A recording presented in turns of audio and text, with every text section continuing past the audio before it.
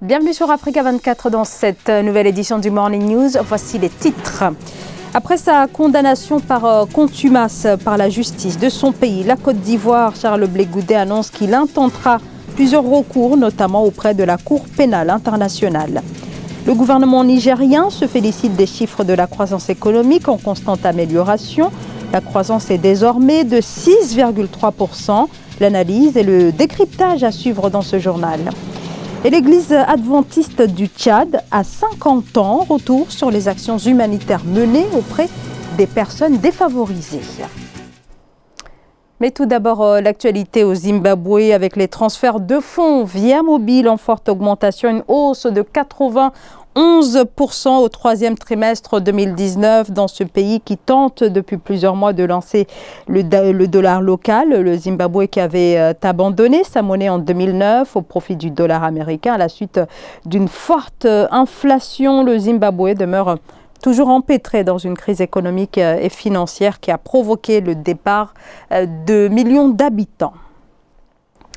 Charles Blé Goudé a annoncé depuis La Haye qu'il intentera plusieurs recours. Le 30 décembre, l'ex-chef des Jeunes Patriotes avait été jugé par contumace pour torture, homicide volontaire et viol et condamné à 20 ans de prison par la justice ivoirienne qui lui reproche des faits qui remontent à la crise post-électorale de 2010-2011. Face à cette condamnation, le chef du COJEP indique qu'il va se tourner donc vers des juridictions dont la Cour pénale internationale et la Cour africaine des droits de l'homme. Ange Bijou Nomenyo.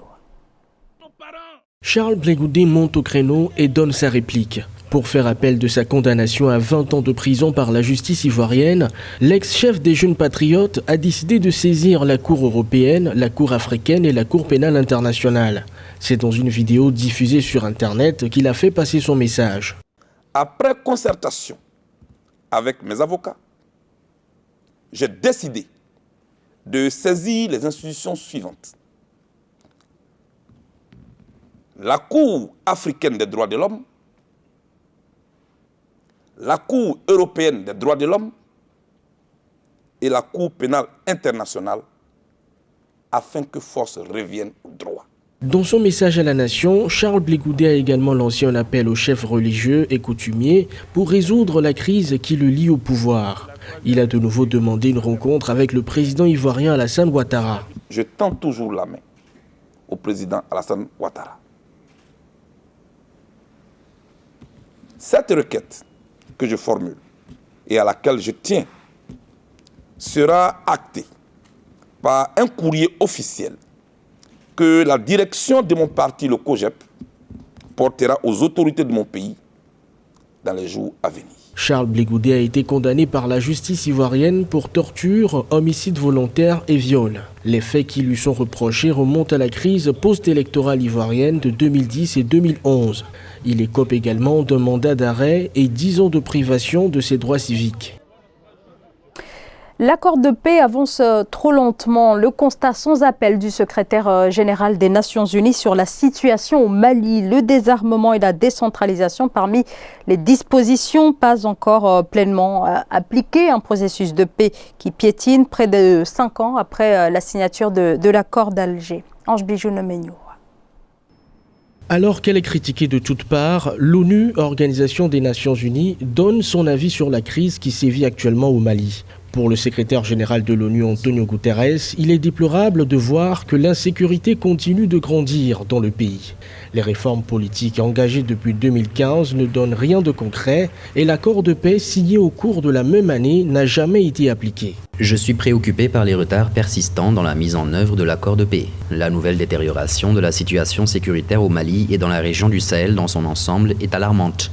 Les groupes terroristes gagnent du terrain, tandis que les attaques contre les forces de sécurité nationales et internationales se poursuivent sans relâche. Les propos du secrétaire général de l'ONU sont contenus dans un rapport trimestriel sur le Mali. Selon ce rapport, les pertes dans l'armée malienne entre octobre et décembre ont augmenté de 116% comparé aux 3 mois précédents avec 193 victimes. Au Mali, le problème, je pense, en tout cas du point de vue des populations surtout, les Nations Unies font maintenant partie du problème. Et on ne les a pas sentis ni dans leur rôle d'interposition comme ils l'ont dit, ni dans leur rôle d'appui à l'État malien dans quoi que ce soit. Très critiqué sur l'utilité de sa présence au Mali, la force onusienne MINUSMA a récemment fait l'objet d'une manifestation dans le centre du pays. Les populations locales de cette région exigent le départ des forces onusiennes qui, selon elles, ne font pas leur travail. Le gouvernement malien a dû intervenir pour maintenir le calme.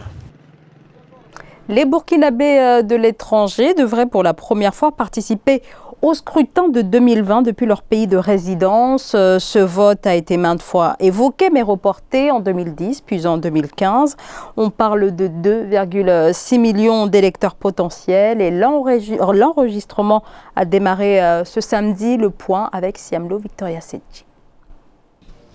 C'est un pas historique pour le Burkina Faso. Pour la première fois en 2020, la voix des citoyens à l'étranger comptera dans le processus électoral. La mobilisation était solennelle samedi 4 janvier 2020 à l'ambassade du pays au Sénégal qui accueillait ses tout premiers futurs électeurs. C'était le début des enrôlements avant le grand scrutin de 2020. Je viens d'obtenir ma carte et l'opération a pris à peine 7 minutes.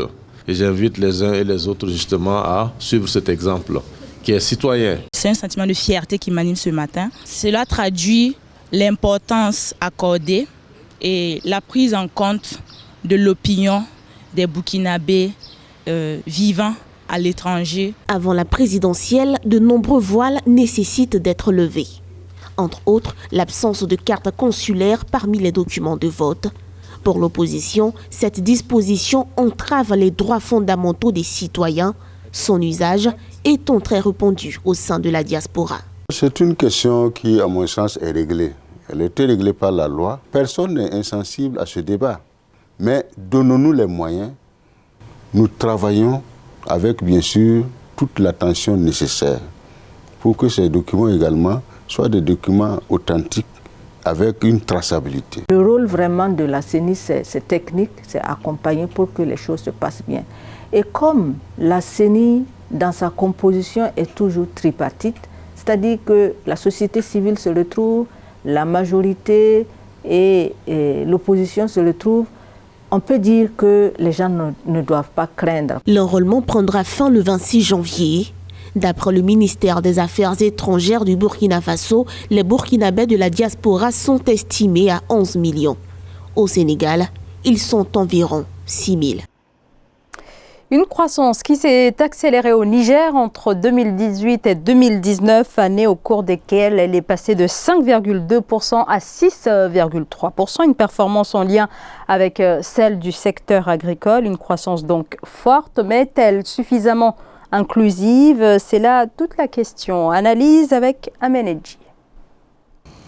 Accélération de la croissance économique au Niger entre 2018 et 2019, passé de 5,2% à 6,3% selon les statistiques. On note ainsi un accroissement d'1,1%. Une légère performance due à la production agricole satisfaisante malgré le déficit céréalier et fourrager. Cette croissance peut être maintenue justement et peut avoir une progression donc positive. Cette année particulièrement, il y a eu une bonne pluviométrie, donc il y a eu des récoltes assez intéressantes.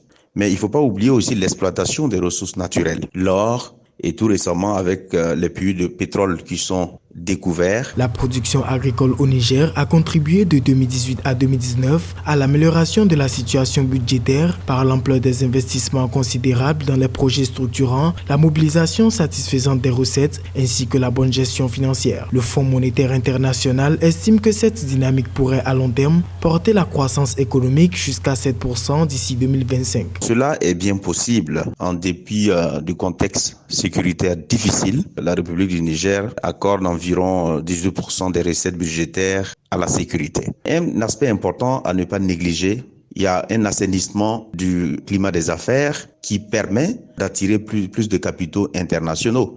Et ça va permettre naturellement de relancer l'investissement privé de façon globale, ce qui va donner un nouveau souffle à l'économie. En général, le plan de développement économique et social 2017-2020 prévoit de nombreux projets d'infrastructures, notamment la boucle ferroviaire Cotonou-Niamey, Ouagadougou et Abidjan, un pipeline pour l'exploitation du pétrole brut et le barrage mixte hydroélectrique de Kandadji.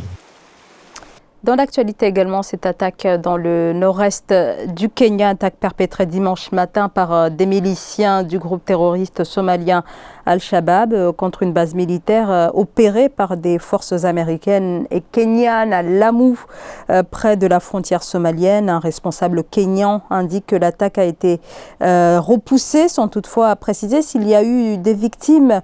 Chassés de Mogadiscio en 2011, les Shabaab ont perdu l'essentiel de leur bastion, mais ils contrôlent toujours de vastes zones d'où ils mènent des opérations de guérilla et des attentats suicides. La formation terroriste compterait actuellement entre 5 000 et 9 000 combattants. La Fédération des Églises adventistes du Tchad célèbre ses 50 ans, un demi-siècle d'existence pour cette église qui constitue une communauté de foi dont les croyances s'enracinent dans les enseignements de la Bible, mais pas seulement, et c'est ce que vous allez voir dans ce reportage de notre correspondant Mahamat Ramadan.